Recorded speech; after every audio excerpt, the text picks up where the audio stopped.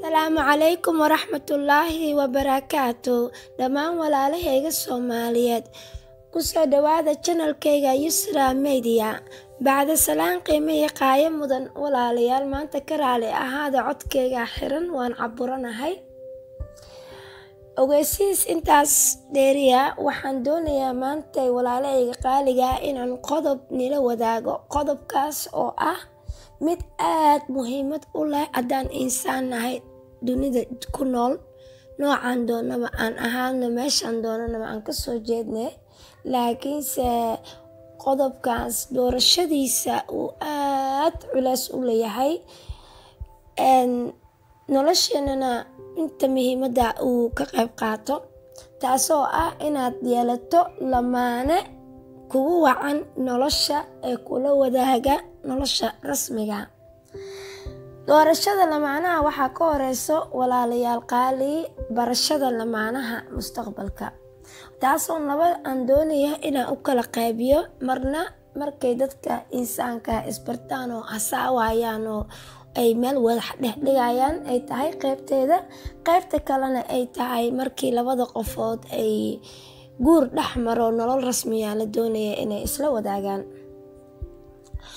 lamaanaha laba u kala baxa walaalayaal midna waa mid xiise iyo waqti go'dooman ku eg taasoo oo nolosha lagula talagalay inaad ka waaya arag qaadato sidaad u ogaato mustaqbalkaaga qofka rasmiga ee noloshaada kula wadaagi kara midna waxa weeye mid nolosha rasmiga aad isla dhisaysiin oo midnimadiina ay tahay mid ayatiin dambani leh dhibaatada badan haddaan insaan nahay aan la kulannana waxay tahay walaalahayga qaaliga labadan ruux ay tahay ama labadan qaybood ee ruuxaad waxay tahay kuwa aan farqigooga aad isugu dhow yihiin hasaawaha jecelna isaga mid yihiin laakiinse labadan meel bay ku kala haraan saas darteed ayaa farqiyadeeda loo kala gartaa haddaan ku bilaabo ruuxa muddada yar la doonayo inaad la qaadato la doonayn inaad sanooyin ama bilooyin aad ku duraagto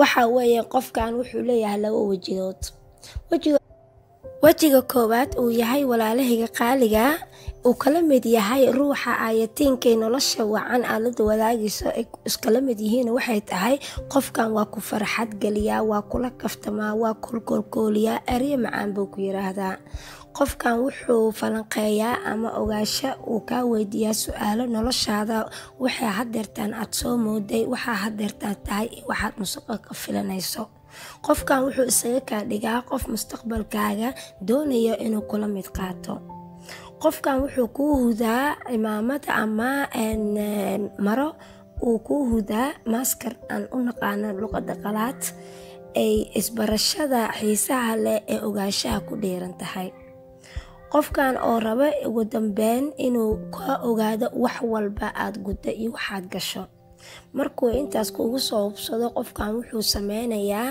waqtigii iyo xiisihii uu ku gelinayaa waqti badan uu kugu bixinayaa xiise badan uu ku gelinayaa waxyaabaha wuxuu kaaga sheekeynayaa ay nafta jeclaysato waxaa adiga dooqaaga markuu ogaado dooqaaga ayuu iskaga kaa dhigayaa wuxuu ku siinayaa muhiimad ay aad isleedahay maasha allah maantay waxaan helay qofkii igu munaasabka igu ahaa qalbigaagu wuxuu ku abuurayaa inuu asaga yahay qofka farxadda iyo nasiinada aad ka heli lahayd nolosha qofkan wuxuu sameynayaa maskaxdaaduu rogayaa oo wuxuu ku saarayaa mustaqbal aad laga yaabaa adiga ahaan ka quusatay ama aad doonayninba hadeer inaad dib u falanqayso oo lamaane ayuu xiise kuu gelinayaa oo energy kuu gelinayaa markuu ogaado inuuada qofkan ka maarmi karin oo doonayso noloshaada inaad la qayb qaadato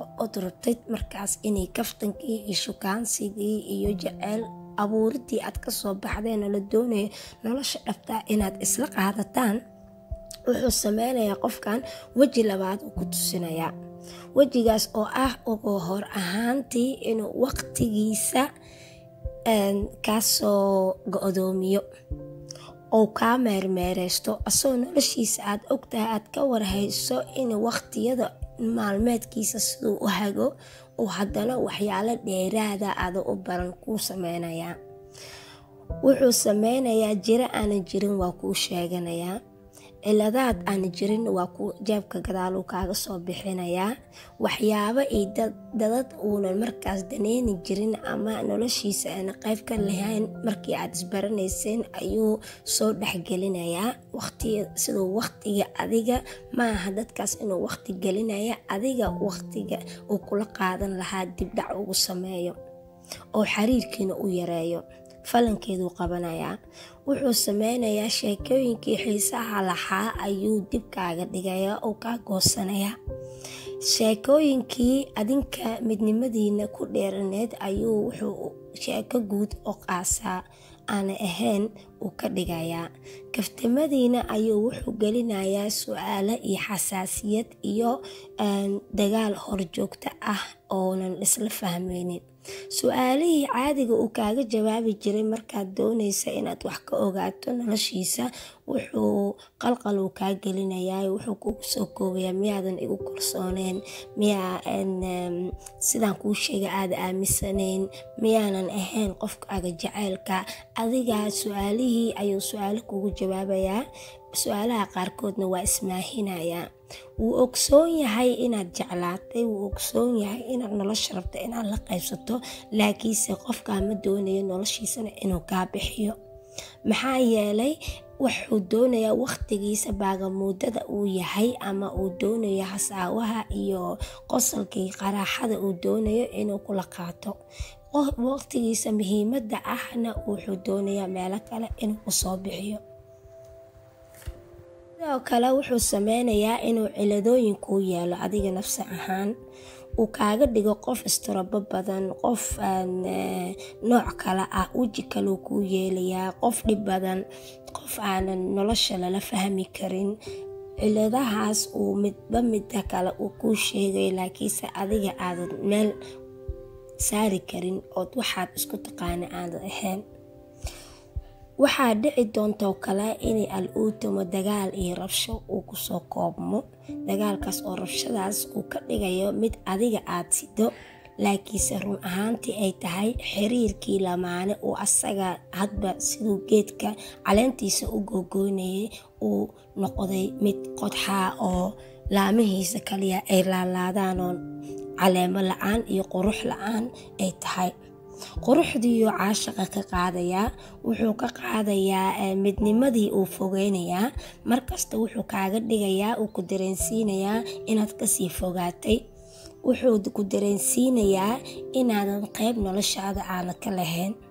sidoo kale walaalahayga qaadiga haddaan nahay qowmiyadda Soomaaliyeed waxaan dhahnaa inta badan qofka lamaanaha raba inuu nolosha kula wadaago ehelkiisa, qaraabadiisa, waalidiintiisa ku baraa iyo qoyskiisa, taasoo inta badan ay labada qof oo midka mustaqbalka kula leh ay kan kalaba ay ka sameyn yihiin.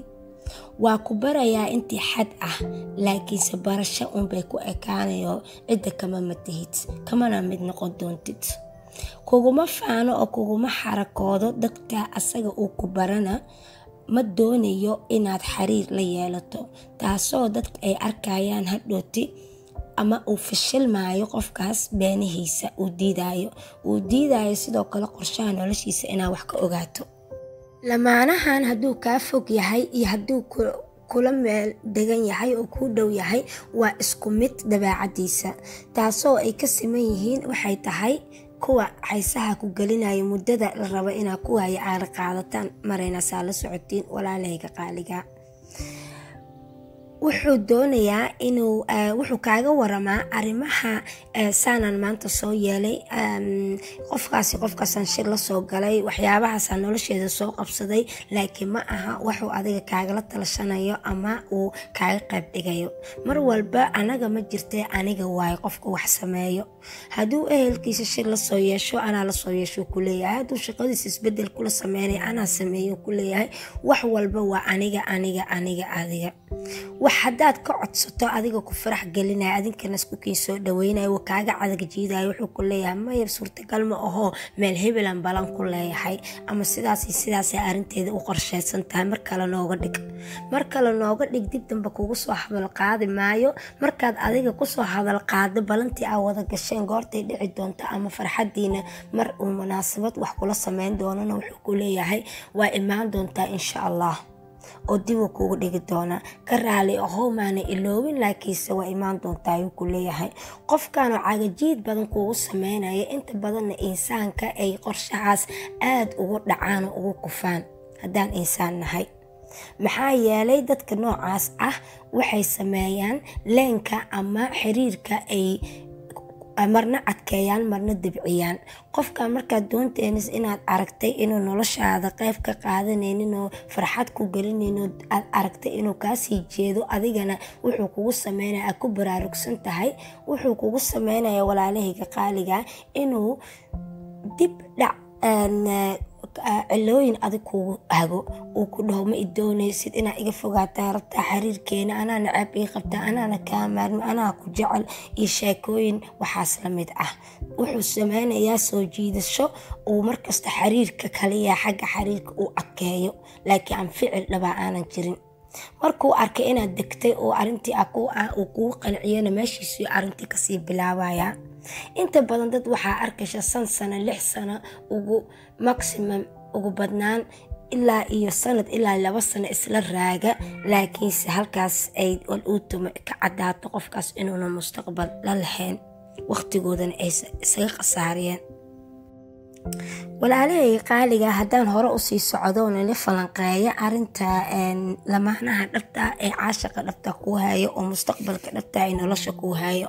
calaamadaha lagu garto qofkan waa ku daneynaya oo ku xiisa gelinaya qowlka koowaad haddii isku mid waxay ka yihiin kii hadeer aan soo magacaabay cilada kuma yeelayo markastana wuxuu doonayaa talaabo kasta noloshiisa uu qaado inaan la socosho kaliya ma aha inaa ka qayb qaadato ehelka iyo qaraabada iyo qoyskiisa barasho kaliya ma aha xiriirkooda inay adiga xiriirkaaga inay adkaadaan uu isku daya uu wacna sidoo kale wuxuu ku taxalujiyaa mustaqbalka inuuna kaaga sheekeen una ficilka hadaad kala fogtiin hadaad isku dhowdihiinba sidaad guurkiina iyo mustaqbalkiina iyo waxaan layga rabo sida uu hagaajiyo wuu kula ficil qaataa ficiluu ku tusiyaa wuxuu sidoo kale kugu dhiirigeliyaa oo horsocod caashiqiinii midnimadiina uu kala shaqeeyaa waxay tahay inuu xaggiisa adkeeyo midnimadiina inuu ilaaliyo xiriirkaaga inuu markasta kaa warqabo inuu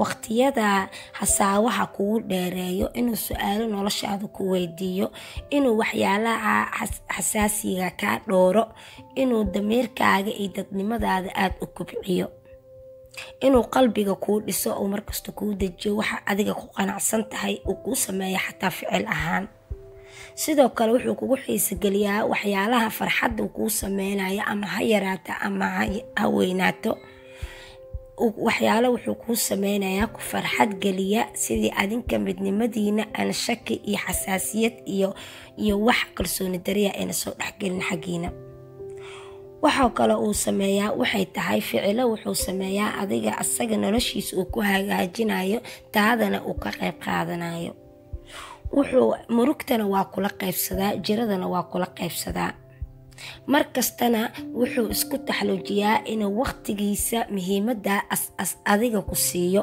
uuna markasta gadaal kuu dhigin hadduu qof la balansan yahay waa kula tashtaa talaabaduu qaadaya iyo dadka uu la wadaagayo waqtigiisa iyo waqtigiisa soo u wadaajinayo maalintii qayb baa ka qaadataa oo ma aha mid aan waqti kooban adiga kugu riixaya sidoo kale wuxuu sameeyaa ehelkaaga iyo qaraabadaada iyo dadkaaga xiriirkooda aad buu u badiyaa siduu adiga uu ku farax geliyo asxaabtiisa iyo asxaabtaada wuxuu jecel yahay inuu mideeyo waxa kale uu sameeyaa waxay tahay horsocod ficileed inaad ku aragto oo wax ay iska bedelaan barashadiina hore xiriirkiina oo sii bata xiriirkiina oo sirta qaaska nolosha uu sii badiyo uu ku ogaasiyo waxyaalo badan uu kula wadaago qofkan waa qof aanan quruxdaada iyo jirkaaga kaliya aanan daneyneynin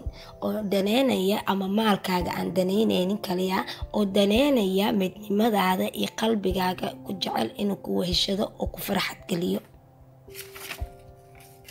walaaleyga qaaliga, haddaan usii gudbo labada waxaan Soomaali haddaan nahay badanaa aan ku magacaawna qofka mustaqbalka kaale waa isguursatiin oo guur baani dhexmara.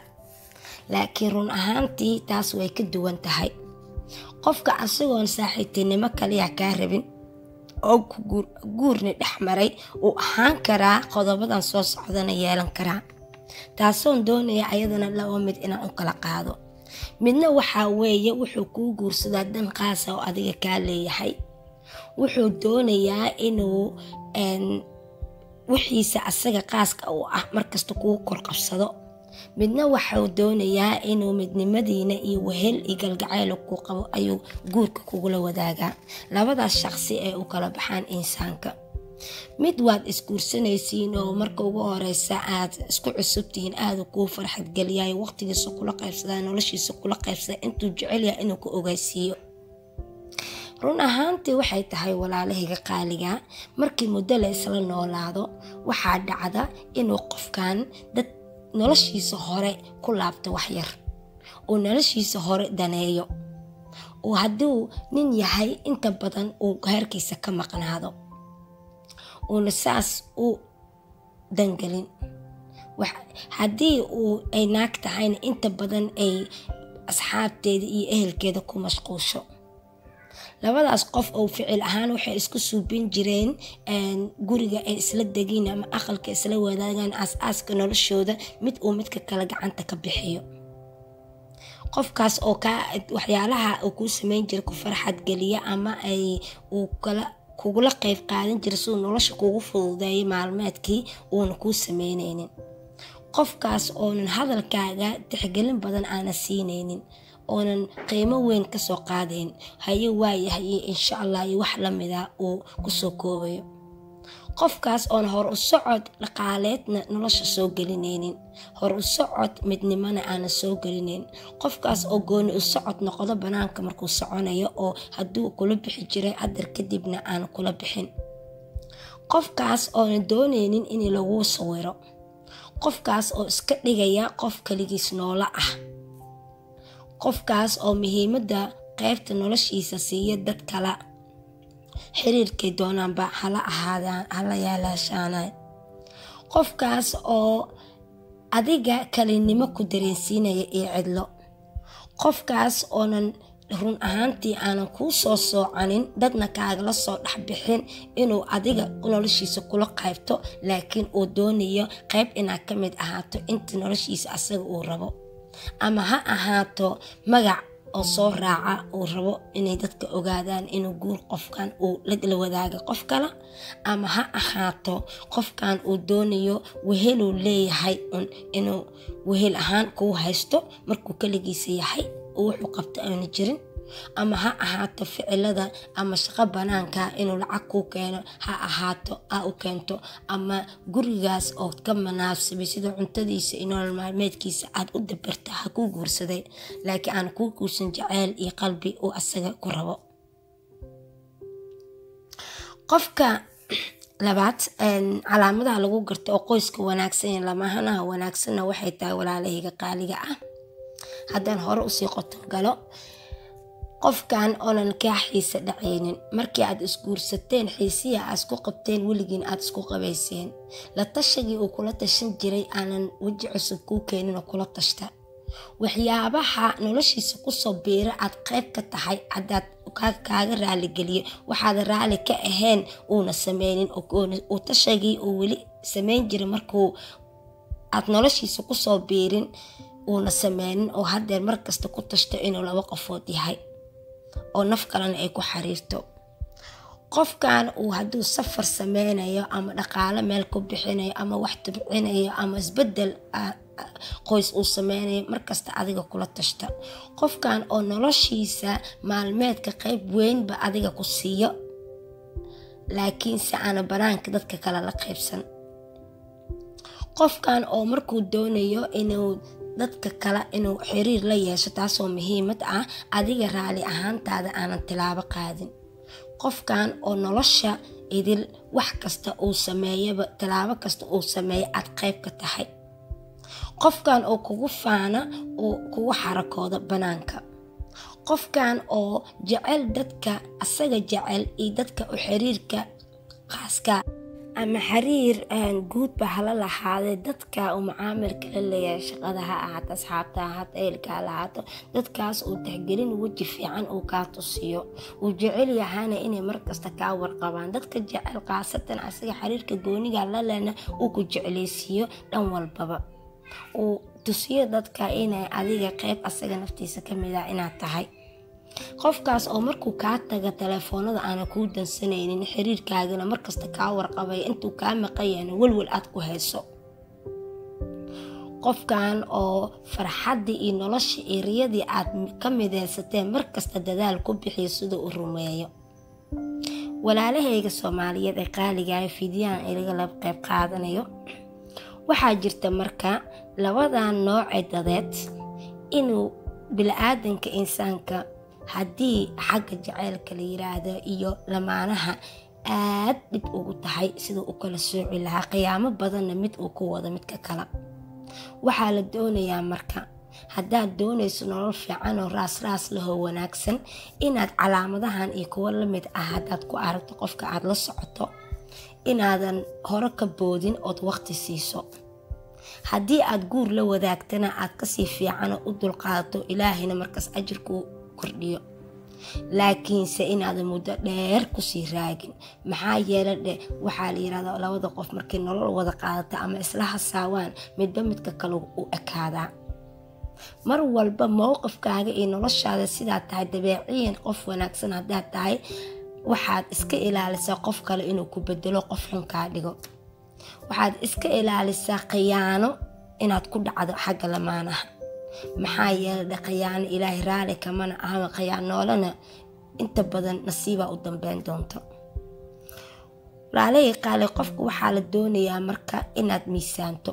maxaa uu nolosheeda kusoo saaidin karaa? waxa aan ka rabaa ma ka helay inaad qofka la hadasho. hadduu qofkaas dood iyo buuq kuu keeno uu adiga rabo inuu kugu riixa oo kaa dhiga qofka xun inaad tahay, waxaa fiican qofkaas inaad ka go'do noloshaada ka raacato. maxaa yeelay nolosha dhanba waa safar. safarkana maalinba maalinta ka dambeysa qof baa bariiqanayo dhiiqada galay, taasoo dhimashada ay tahay. marka sidaad degnaasho iyo nolol wacan iyo reerees fiican aad u hesho, ma aha inaad hal qof noloshaada ku silciso oo asaga un u go'do mamaato. qofkaas insaanka ah aad nolosha rabto inaad la wadaagto, waxaa fiican balamo iyo axdi runa inaad la gasho. waxaa fiican inaad dulqaad u yeelato, laakiin dulqaadka uuna noqonin mid ah adiga ku daqnoodo, karaamadaadana kaaga dhacda, dadnimadaada iyo naceebna kuugu saaidsiiyo. naceebka waa shaydaanka walaal u ahaan haddaan dad muslina oo kutubka furqaan aaminsannahay. haddaan dad diinta islaam xambaarsannahana aada dulqaadka muhiim xaggeena u leeyahay, laakiin ma aha qofkaas karaamadaada iyo dadnimadaada inuu ku ciyaaro uu kaa dhigto shay oo asaga soo iibsado siduu rabo goortuu rabo uu isticmaalo. haddii farxadaadii iyo noloshaadii iyo waxaad doonaysa reereyntii qofkan aad ka weysana, ma fiicna inaad asaga markasta su-aasha aad weydiiso ma kala tagnaa mase waa wada joognaa, ee adiga go-aanka aad qaadato.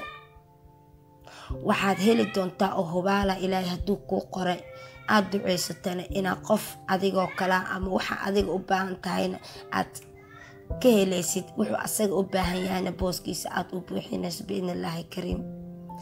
intaasaan doonaya walaalahayga qaaligaa inaan ila qayb qaato, markastana ka digtoonaada jaceylka jilaafada leh iyo mustaqbalka dadka ka raago oo inta badan dad aanan munaasib u ahayn waqtigooda ku lumiya, iyo dadka guurka intay galaan waa la qabaa ay shaabada ama wuu qabaa ay shaabada ku dhigan tahay, laakiin nolosha rasmiga ay dhabtan raaxada nolosha aanan ka qayb qaadan, inay iska ilaaliyaan inay ku raagaan kufkooda, laakiin ay toos ugu istaagaan ay ku cibri qaataan in dib dambe sidana loo qiyaamay ama dib dambe ayna guur qiyaano u galin.